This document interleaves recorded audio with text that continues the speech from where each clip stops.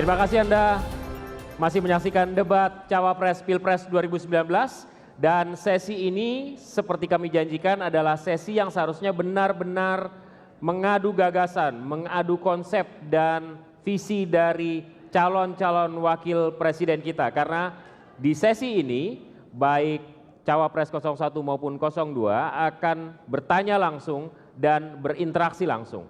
Dan putaran pertama debat ini akan dipandu oleh rekan saya Putri. Terima kasih Alvito. Bapak-bapak, calon wakil presiden nomor urut 01 dan 02.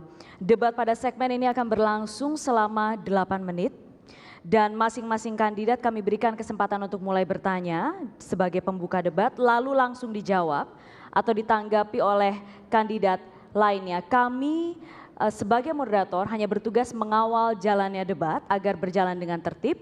Dan kami ingatkan sekali lagi agar bapak-bapak sekalian fokus kepada 4 tema kami pada malam hari ini, yaitu pendidikan, kesehatan, ketenagakerjaan, sosial dan budaya.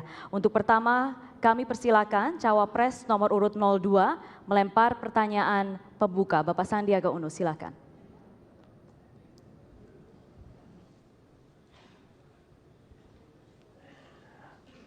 Bapak Kiai Haji Ma'ruf Amin yang saya muliakan.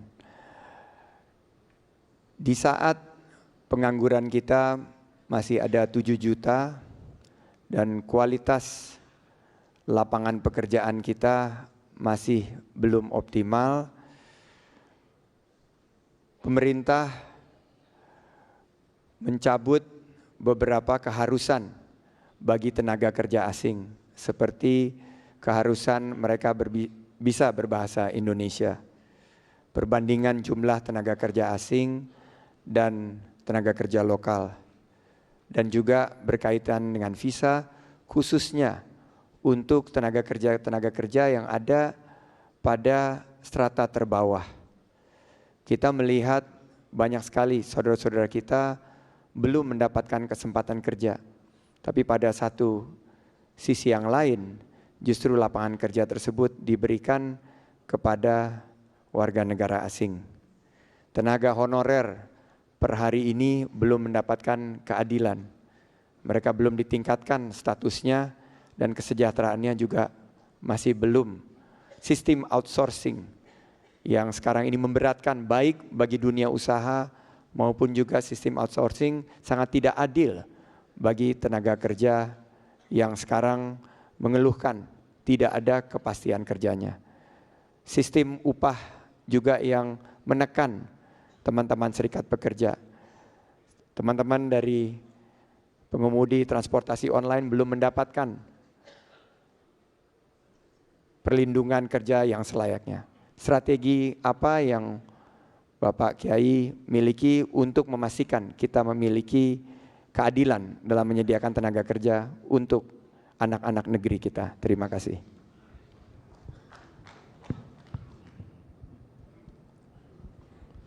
Tenaga kerja asing di Indonesia terkendali dengan aturan yang ada. Jumlahnya di bawah 0,01%. Dan itu adalah paling rendah di seluruh dunia. Itu lihat datanya. Sehingga kita bisa, dan oleh karena itu maka untuk memberikan lapangan kerja kepada masyarakat kita akan kita lakukan dengan memberikan iklim kerja yang kondusif untuk dunia usaha maupun juga dunia industri, memberikan akses keuangan yang mudah, bertikur, pengembangan bank wakaf mikro, mekar, dan lain-lain, sehingga dunia usaha tumbuh dan terbuka lapangan kerja.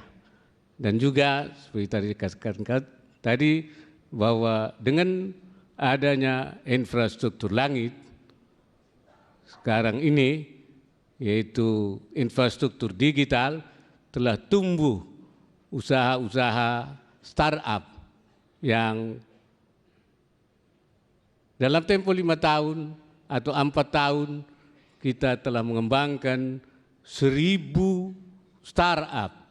Padahal di Iran untuk 1000 startup itu memerlukan waktu 10 tahun.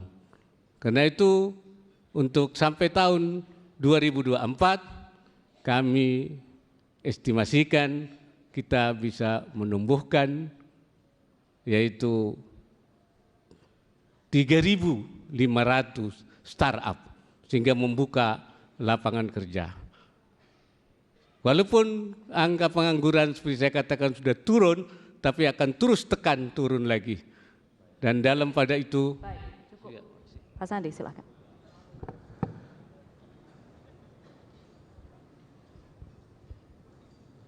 Prabowo Sandi melihat bahwa UMKM adalah solusi untuk penciptaan lapangan pekerjaan.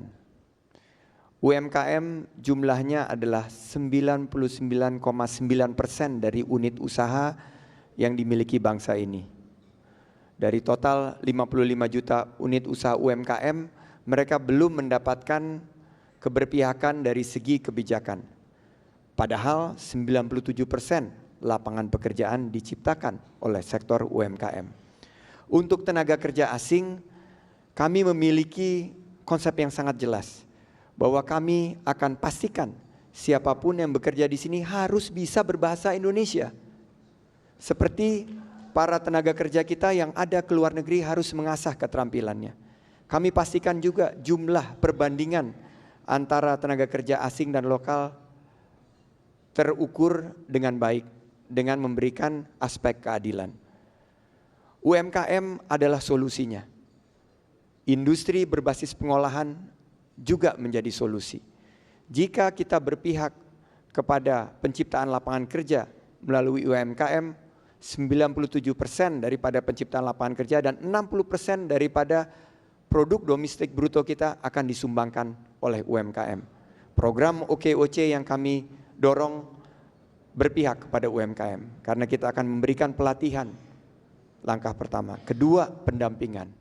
Ketiga, kami akan memberikan bantuan pemasaran, kemudahan perizinan, akses keuangan baik administrasi maupun akses permodalan akan meningkatkan dunia usaha. Pada satu saat kita harus berpihak, kalau ada lowongan tenaga kerja, berikanlah kepada tenaga kerja anak-anak negeri kita sendiri. Jangan sampai mereka disingkirkan dan terasing karena adanya tenaga kerja asing. Terima kasih. Baik, silakan Pak Ma'ruf Amin. tenaga kerja asing hanya dibolehkan terhadap bidang-bidang yang memang tidak ada tenaga dalam negeri. Saya kira itu kebijakan yang ada. Dan dalam rangka transfer of teknologi supaya anak-anak kita menjadi tenaga yang terampil. Seperti saya katakan tadi bahwa selain menumbuhkan iklim usaha, memberikan akses keuangan supaya usaha-usaha kecil tumbuh,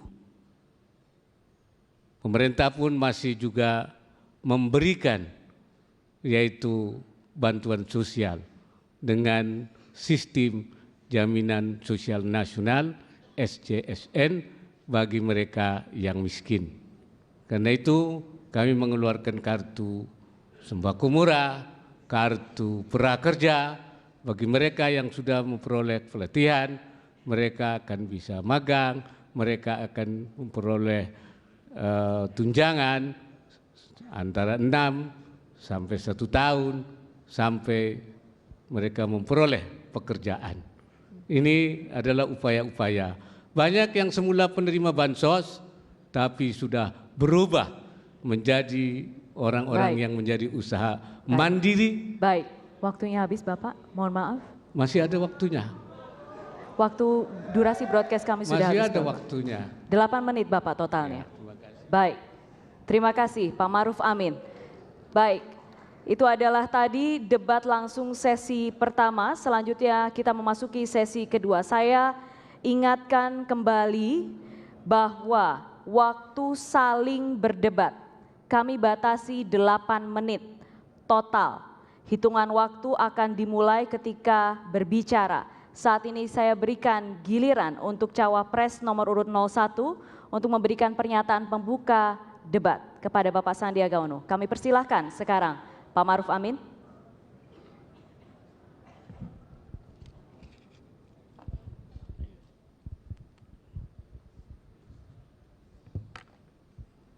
Pak Sandi, lebih dari 60% anggaran pendidikan ditransfer kepada pemerintah daerah sesuai dengan pembagian kewenangan pada jenjang pendidikan. Apakah instrumen dalam pemerintah pusat yang bisa digunakan untuk melihat bagaimana suatu daerah membelanjakan anggaran pendidikannya sehingga output daripada dana transfer ke daerah tersebut bisa dipantau? Saya kira itu. Silakan Pak Sandi. Ya. Silakan Pak Sandi.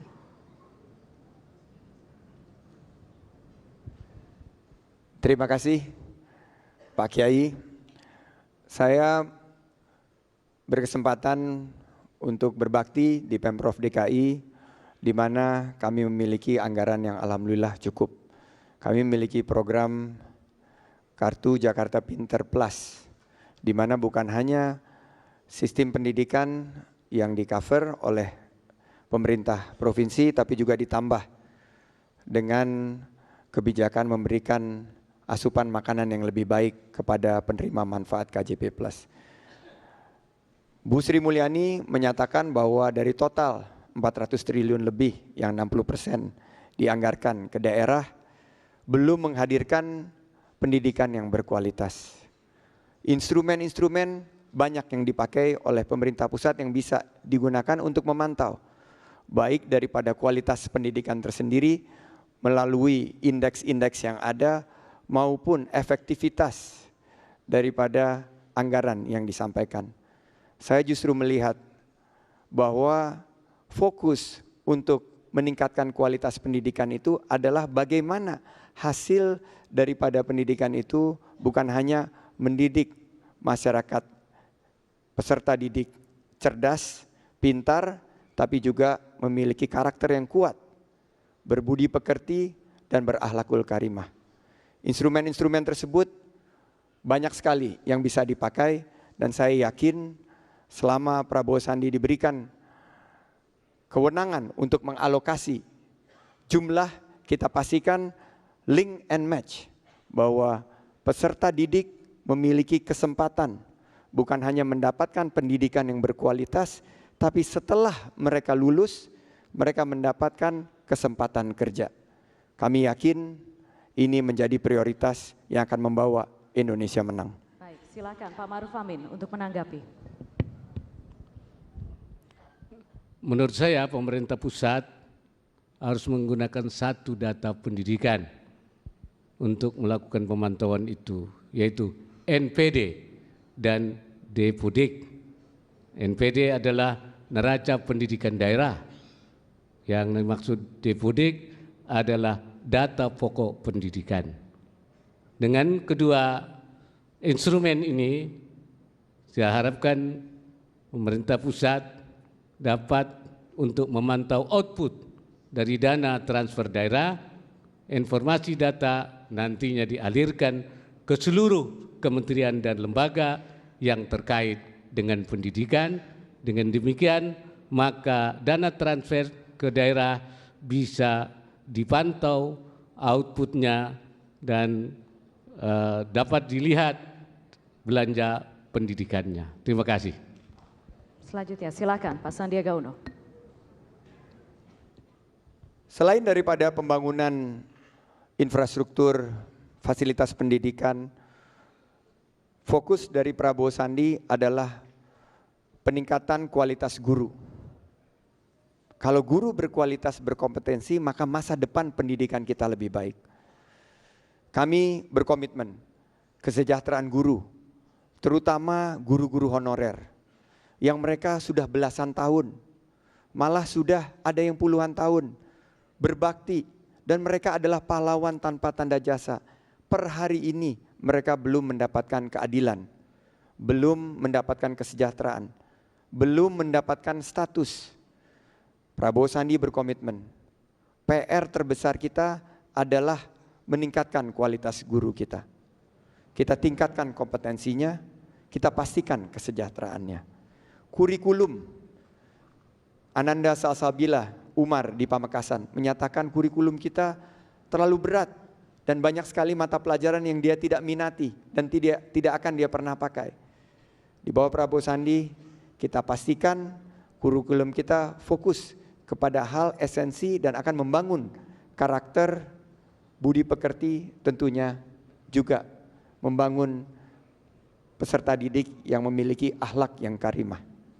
Kami juga akan menghapus ujian nasional. Ini adalah salah satu sumber biaya yang tinggi bagi sistem pendidikan kita. Untuk anak-anak di rumah, ujian nasional tersebut sangat tidak berkeadilan. Kami akan hapuskan. Kami gantikan dengan penelusuran minat dan bakat. Penelusuran minat dan bakat sangatlah aplikatif kepada para peserta didik. Mereka akan mampu untuk diarahkan kemana mereka, kalau ke ekonomi kreatif atau ke bidang lain sesuai dengan kemampuannya. Terima kasih. Baik. Ya, masih lanjut Pak Maruf, masih ada waktu, silakan. Yang kami maksudkan adalah instrumen untuk memantau dana pusat yang ditransfer ke daerah. Sebab dana pendidikan ini 60% lebih dari pusat, anggaran dari 20% anggaran pendidikan, 60%-nya itu ditransfer ke daerah. Seringkali menjadi kesulitan pemerintah pusat untuk memantau tentang belanja dan output daripada penggunaan dana-dana itu, apakah efektif, efisien, tepat sasaran, sehingga perlu ada instrumen yang perlu kita kembangkan.